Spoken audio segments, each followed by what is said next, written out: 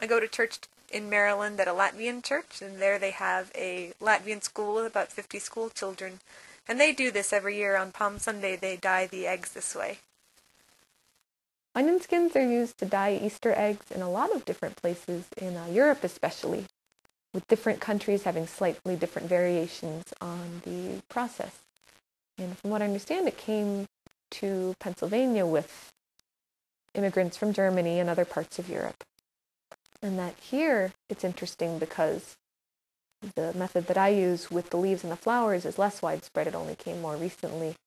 But what is much more traditional here is either just dyeing them plain or scratching designs into them with a needle or something like that to make a picture. So to dye your eggs, what you need is you obviously need the eggs. White ones work a little bit better than brown ones in my personal opinion, just because the contrast will be higher. And then you need your onion skins, and you need something to decorate the eggs. Pretty much anything from nature, as long as it's small enough, will be fine. This time of year, we unfortunately don't have too many flowers, so it's mostly leaves and grasses here. You can get them from your yard or your bushes or wherever. Other things work fine, like rice you can also stick on. And what we're going to do is we're going to stick them on with some water. It does help both the onion skins and the leaves to stick. And then we're going to wrap them in cloth. I'm using just a rag here. You can use cheesecloth, though, or an old nylon stocking, and then just wrap it up with thread or a rubber band.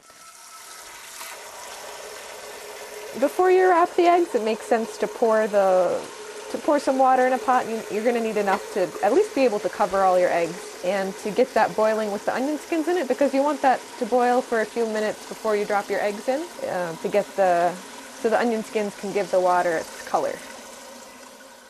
Onion skins are used to dye Easter eggs in a lot of different parts of Europe, and that's why it's so big in this area, because it came to Pennsylvania with immigrants from Germany and other places.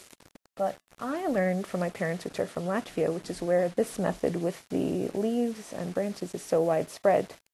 A little more common than it is here in Pennsylvania, where either people seem to dye them plain or they will scratch designs into the eggs after they're dyed. I know we loved doing this as kids. First of all, we like going out to the yard to gather all the little leaves and flowers and things, and then we got to mess with onion skins and water. It was great.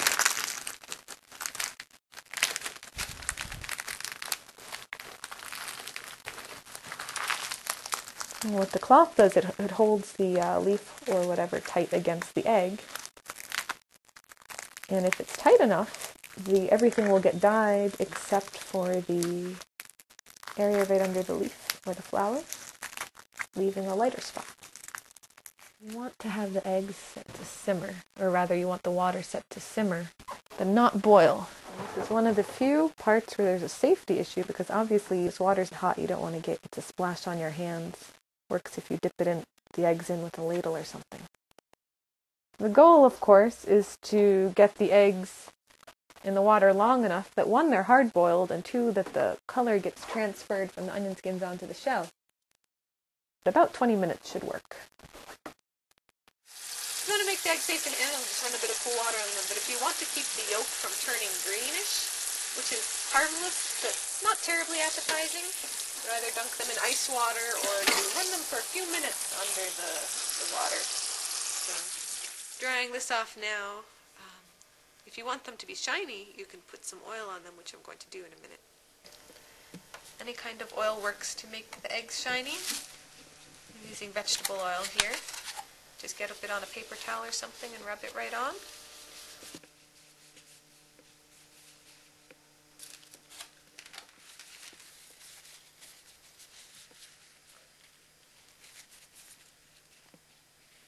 And here are the finished eggs.